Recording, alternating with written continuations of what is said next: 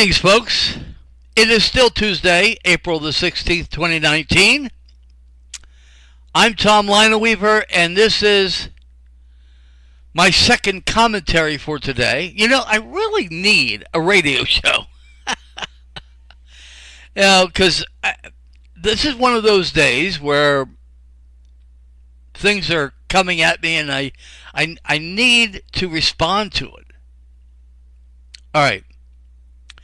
Now, I wrote an article entitled, Ilhan Omar is not the first to expose AIPAC. And I will give you the link to that article underneath here. Wherever I put this, I will give you the link to that article. Anyway, the fact is, Representative Omar is not the first person to expose AIPAC. If you go to YouTube and put in the search bar AIPAC exposed, you're going to see hundreds of videos. If you go to Google and other search engines, but I use Google. If you go to Google and do the same thing, put AIPAC exposed, you will get hundreds of thousands of results. 295,000. About 295,000 according to Google. I don't know about Bing. I don't know about Yahoo. Is there anything else? I don't know. But it's probably similar. I'm sure Google and Yahoo and Bing probably has a lot of the same information. Anyway,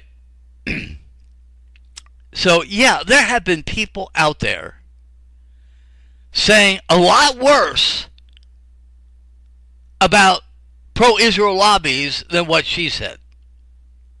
A lot worse. And there are people out there saying a lot worse about Israel than what she has ever said. I mean, there are people out there telling the truth about how Israel attacked the USS Liberty, June 8th, 1967, but we had a pro-Israel president. It's a good thing Kennedy was dead. Right, pro-Israel people? Because Kennedy would not have stood for what Israel did to the USS Liberty. I guarantee that. Probably why he was killed. And what about the murder of Rachel Corrie?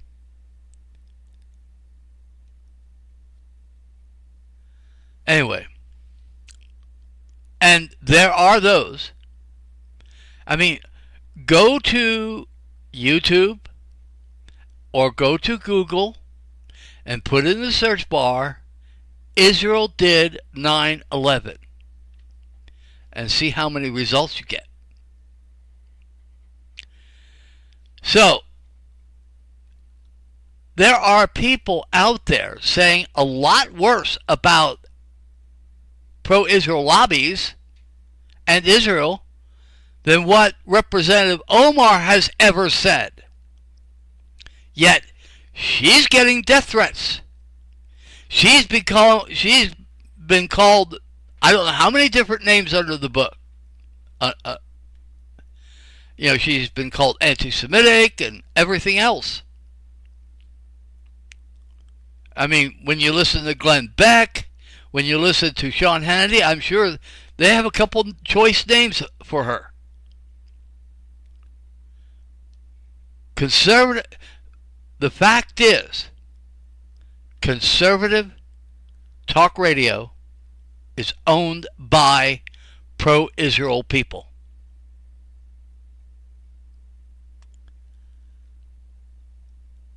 Rush Limbaugh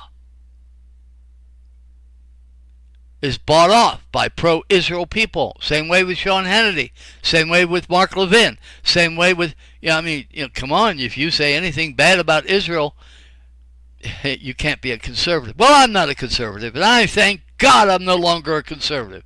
I mean, there was a time that I used to call myself a conservative, but not anymore.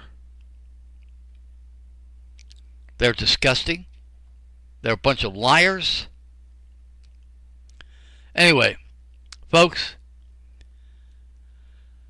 I don't understand why she's getting the treatment she's getting. I mean, she's getting death threats. She's got a pro-Israel lobby somewhere, and I'm guessing this, by the way. I don't necessarily have the proof, but I'm sure the proof is there somewhere. Pro-Israel lobbies approaching the bigwigs in the Democratic Party saying, get rid of her. Find somebody else, some pro-Israel Democrat, to run against her. That's what they're trying to do.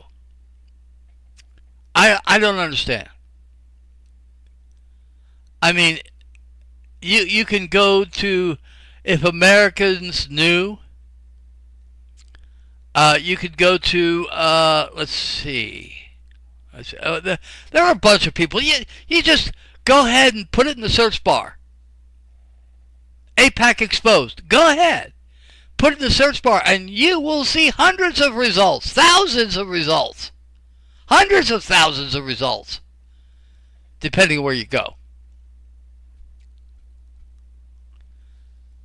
And we, that is people like Mai, have said a lot worse about Israel than what she has. And she's being attacked. I don't know about you, but I think that's stupid. These pro-Israel people are showing their true colors. They really are. They're a hateful bunch of people that they are probably willing to kill people because they oppose them. President Kennedy opposed Israel. President Kennedy wanted an investigation into Israel's nuclear program. President Kennedy was concerned about Israel getting nuclear power. Anyway, so yeah, President Kennedy was not a friend of Israel, and that's probably why he was assassinated. Anyway, we need somebody like Kennedy in this government. Democrats, there's got to be somebody like Kennedy somewhere in your ranks. Not just in looks and mannerisms, but in policy. Anyway, of course, whoever that Kennedy-esque candidate would be, if they become president, they'd be shot by Israel too. So maybe not electing them would be saving their life. Anyway, folks, Israel is an enemy of the United States, but they haven't been declared an enemy of the United States. And that's why there's no such thing as treason. They have committed an act of war, they have murdered Americans, and yet they have not been declared an enemy. So aid and comfort can be given to Israel without a treason charge. That is, unless I become president of the United States. One of the first things I will do is declare Israel an enemy of the United States. And at that point, if you give aid and comfort to Israel, you will be charged with treason. John Hagee has given aid and comfort to Israel. And if he keeps it up, he would be charged with treason. Anybody in this country, when after I declare Israel an enemy, anyone giving aid and comfort to Israel afterwards would be charged with treason. We'll probably fill up the jail cells of this country. It would be nice to put real criminals in jail. Anyway, okay, listen, I am working on a commentary. If I were president, what would I do about Israel? Look for it. Well, that's my second commentary for today. Thanks for listening.